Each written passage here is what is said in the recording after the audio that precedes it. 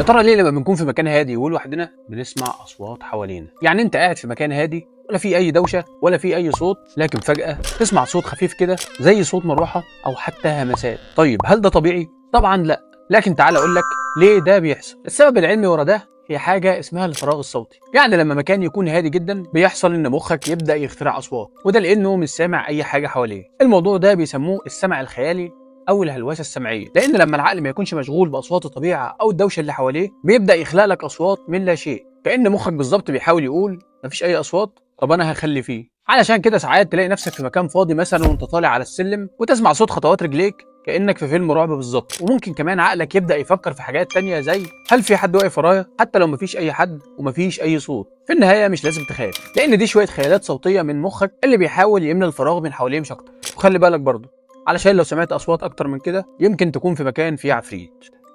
سلام.